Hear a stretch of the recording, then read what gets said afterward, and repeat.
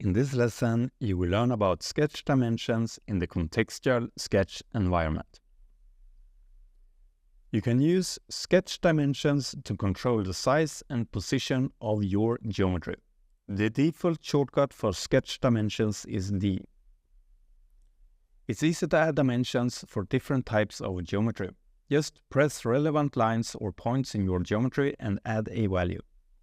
A dimension can both be driving and driven. Driving dimensions are the default dimension type. Those dimensions drive your design. For example, when I make this line 100 millimeters, the design updates. Your dimension will be driven if the sketch becomes over-constrained. For example, this perpendicular constraint indicates that the angular degree between the lines will be 90 degrees. Therefore, I can't add a dimension here that breaks the rule. Your dimension will be driven, flexible, and determined by other dimensions. This dimension is presented in parentheses and grayed out. You can reference dimensions.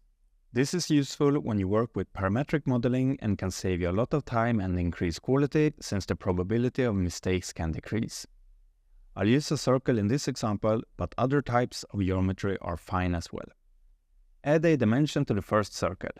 Add another dimension to the second circle and click the first dimension. Fx indicates that this is a reference dimension. Change the first dimension and the second dimension follows.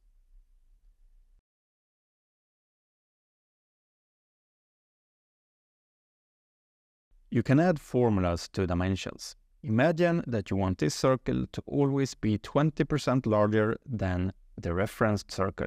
Select your reference times 1.2 or 1,2. Your formula is okay if the text turns black.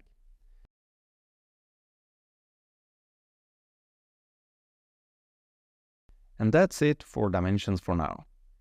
We'll put it more into practice later in the course. Thank you.